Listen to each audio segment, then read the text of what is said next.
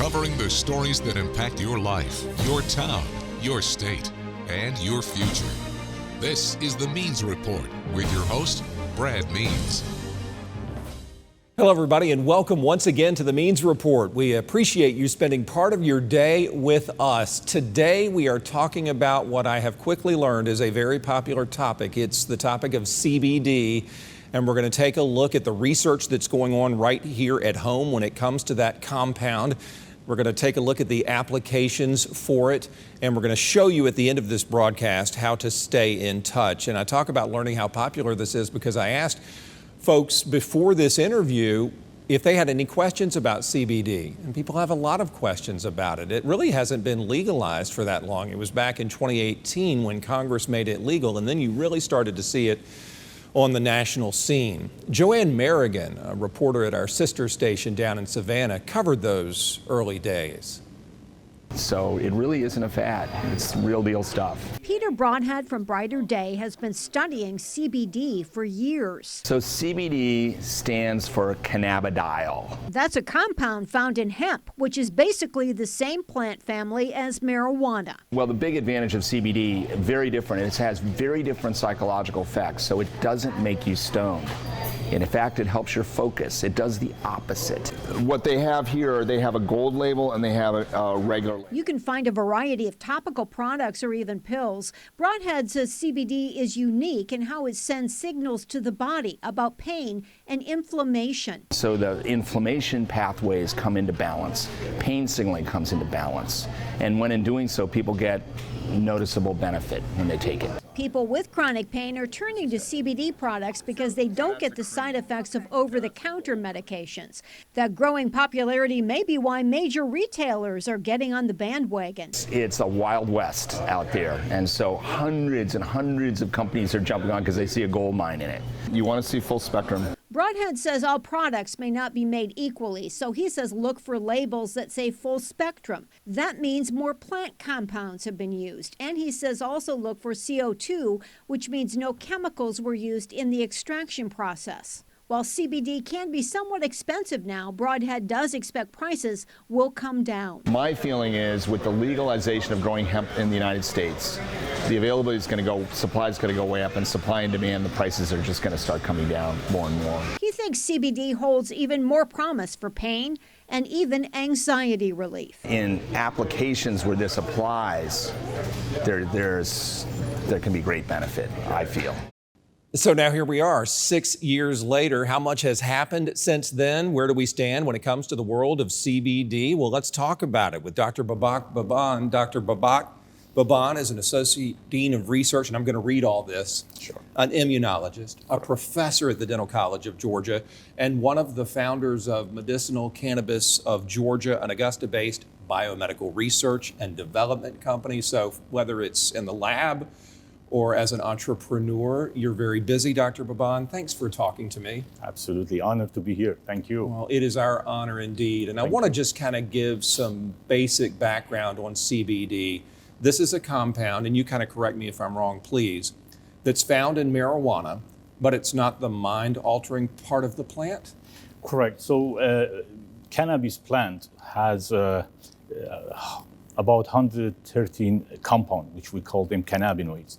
And two of them are very famous. One of them is called cannabidiol CBD, and one is THC. The cannabidiol CBD is, you are absolutely correct, is the non-psychoactive part, and the THC one is one which basically affects the psychoactivity. All right, so you mentioned 112 other cannabinoids that are in that pot plant. Have we discovered and named them all, or we just know that they're there? Yes, they are well identified. We call them, in research and in medicine, we call them rare cannabinoids. Yeah. These two, CBD and THC, are the most famous one, but those 111 are well known, but they are very rare.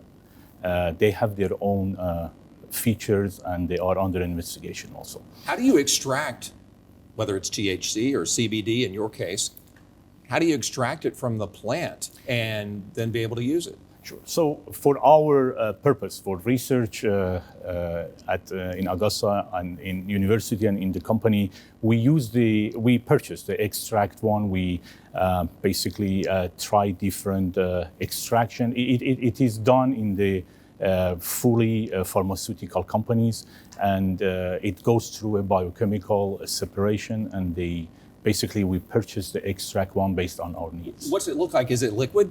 It is liquid. So they suck it out of the plant and then put it in a package and sell it, or give it to y'all to do what you do with it? Correct. It All right. can be mostly it is liquid for use, but it can be powder, and also it can be compacted in an inhaler form. And we're going to talk about the inhaler form, especially when it comes to your research related to lung cancer. But first, I just want to ask you, going back to that story where it was done at the onset of CBD, really, after it was legalized, has the industry, the field, just exploded since then? Yes, it is actually. Yeah. And CBD still somehow I can call it it is in the gray area still. And the most barrier really, and I think most reason it is still I call it in the gray area, is we have so many questions about it. We know many things about it, but also we have so many questions left, and I think that's one of the reason there is a gap between the understanding and the industry. But yes, it has been a very booming field, and very industry is very interested, as well as science and medicine.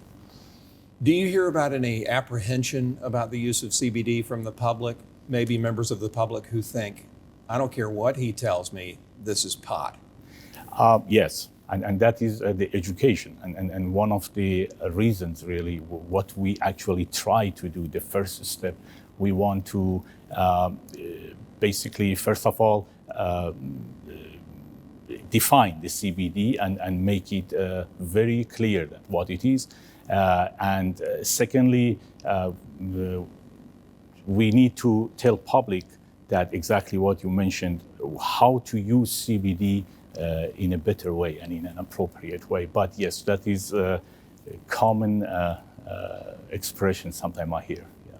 When I go to the Circle K and I see the vape pens, or I see the jar of gummies, is that CBD? It claims. Yeah. That's the point. We don't have a good system yet, and that is one of the very important items in our research, to see what is claimed on those bags which people use it, stores. Is it true, or it has a certain ambiguity? That is what is claimed, that there is CBD in it. The percentage of it, the quality of it, those are important for consumers, as well as if we go more specific, for research and medicine. Yes. What's holding us back from having that knowledge, from being able to better educate people? Is the government? Is there too much red tape? Correct. And we have the process is not an easy one, but it is doable. We have application with the FDA, because when we are talking about the therapeutic and the medicinal cannabis, I'm not including the recreational cannabis, I'm talking about the medical cannabis, we have to comply with the FDA, and FDA still needs more data on those. And that is, I think, where the hold is, and we are working on it. Well, we're going to talk about your research, as I mentioned a moment ago, but let me look at a medicinal application. Why would the government approve the use of CBD, say, for Parkinson's, but not for multiple sclerosis illnesses? Are they just not sure that it works in both cases, or is it just the way government works? They're slow. So in general, we only have one FDA approved CBD-based medication currently for the seizures, which is for the pediatric seizure. Other than that, we do not have any FDA-approved medication. However, exactly what you said, the mechanism of the, because CBD has to have some certain features, and that's why it is attractive to us. That's why it has been used for several thousand years. What we really trying to understand how it works. So it has had several, and it does have medical applications, implication in medicine in certain diseases, but each disease has its own mechanism, its own pathology, which is different, and we still don't know how CBD interact in our body and how basically it interact with the other compounds and other medication. So that's part of the research we try to understand, and that's part of the process. That's why for each disease it has its own condition. That's helpful, and I appreciate it. Where can you get good CBD? If not at the convenience store, I don't see a whole lot of dispensaries around here. My brother lives in Colorado. They're on every corner, but not in Georgia. Where can you make sure you get good, pure medicine? So again, we have to distinguish between when you use it for a medicine or you use it just for based on the anecdotal and based on the certain benefits of it, I mean, which if I has have not pain, been proven. No, I've got a lot of pain, and I mean, I don't, but if I did, I want to make sure the stuff I'm putting in my body is good. I don't want to go to the Circle K if you can write me a prescription for it, or if you can, send me to a good dispensary in the area. Correct. So the dispensaries will go through first of all, when it goes through the dispensary, the physician will oversee it. Okay. And so the quality has to be in consultation with the physician and also with, reputable companies. You can find them online. We try to start certifying some of the CBDs to compare them. We have few studies which we have compared few compounds to each other. But when we're talking about the medicine, again, I have to mention it again that several factors are there. First, the physician is the best source, and then depending on the individual conditions, really, because timing, dosing, general health, those factors play a role in how CBD could be effective or not. Sometimes it can hurt you. We have several reports which has come out recently that they say, excessive use of CBD can change the genome of the body. So that's a certain concern and very important to figure out those things. So everything should be in consultation with the physician, primary care people, but also the quality of the companies is very important. That's good advice. It's kind of the Wild West still, isn't it? It is indeed. When we come back, we're going to talk about Dr. Baban's extensive research and his team at the dental college and the medical college and how they're making a difference in the application of CBD to people's lives, like lung cancer, the groundbreaking information he is discovering as we speak when we come back.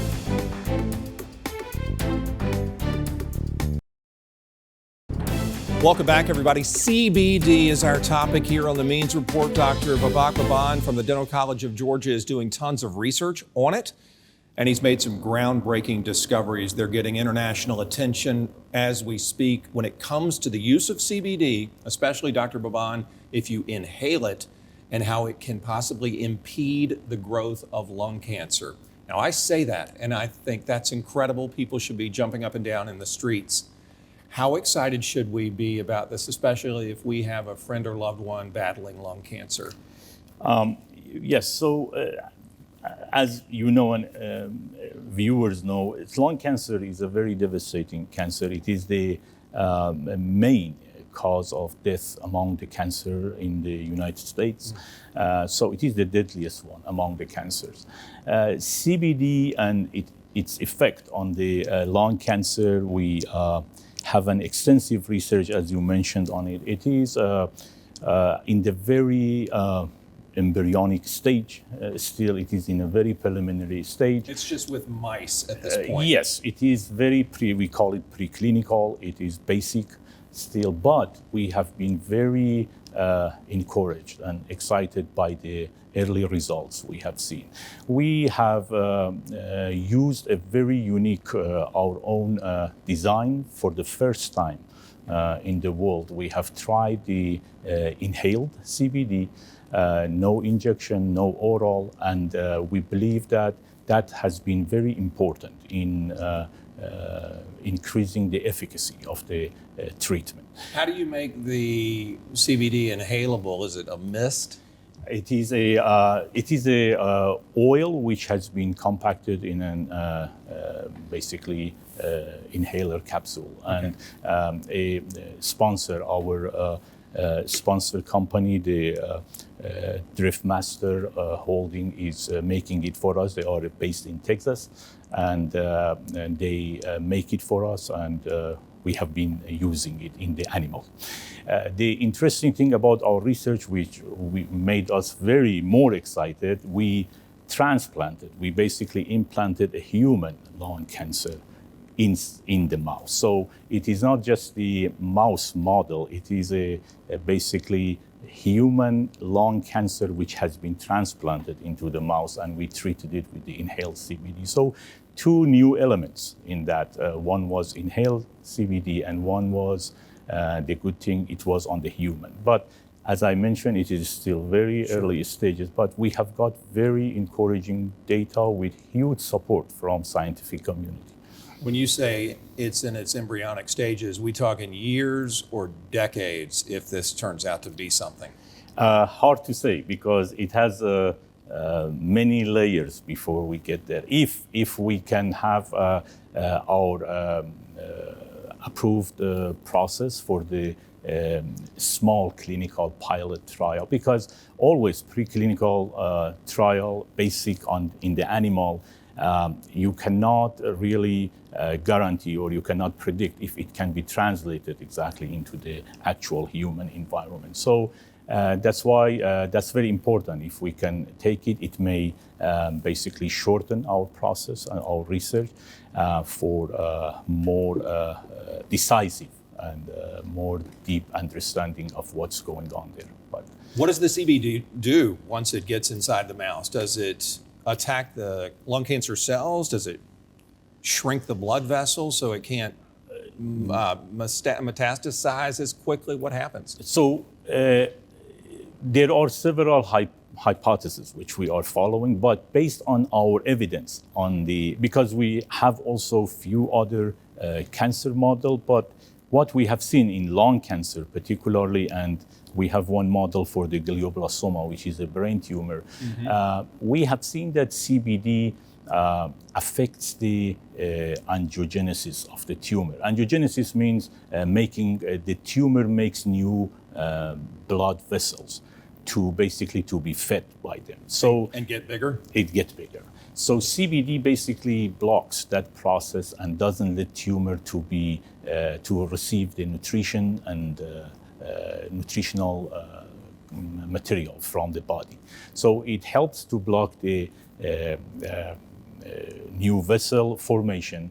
And also there are certain basic cells, which we call them stem cells, and cancer stem cells. We have seen that CBD has effect on suppressing and blocking the growth and division of the stem cells. So those two mechanisms, we hypothesize that when we are pursuing the research in those two.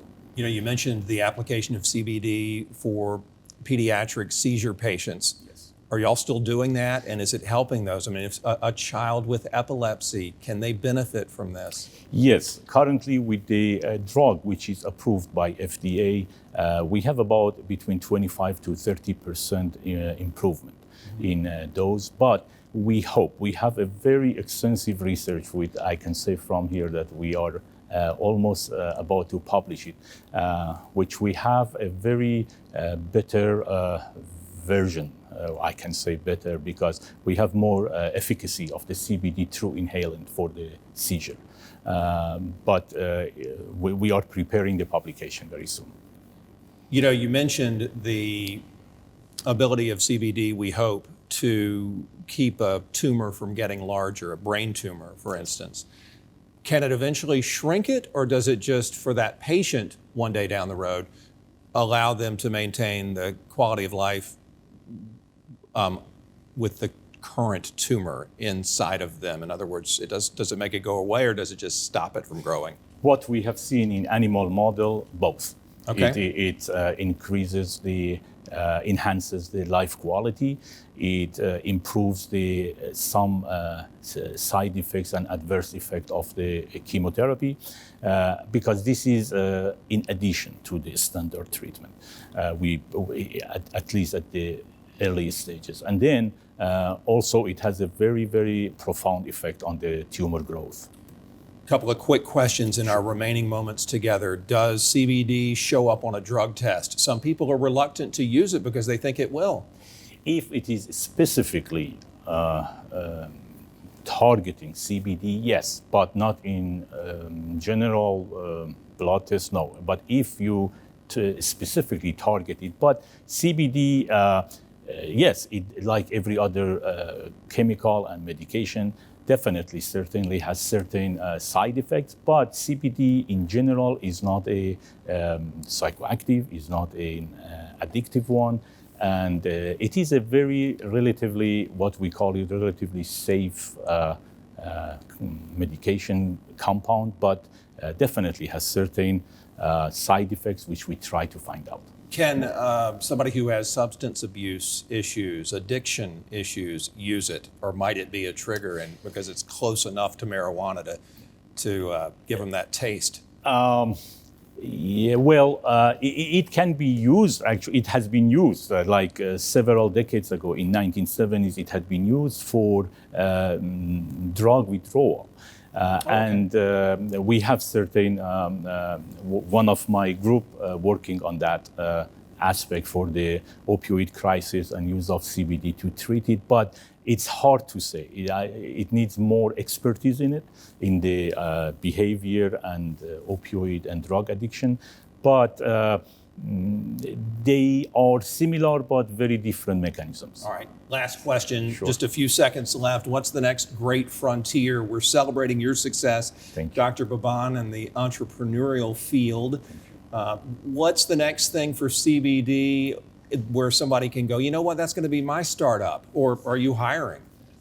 What we really love to see, all myself and my team, we want to see better understanding of CBD, better basically how CBD can be used in a better way, a more educated way, and ultimately we like to help better health and better community. Well, you're doing a lot toward that end, and congratulations to you, sir, and your team, and thank you for what you're doing to make us feel better. Thank you so much. Thank Absolutely. you. Appreciate it. Dr. Babak Baban, great information today. When we come back, how you can help shape future editions of the Means Report. It is easy, and we will show you in just a moment.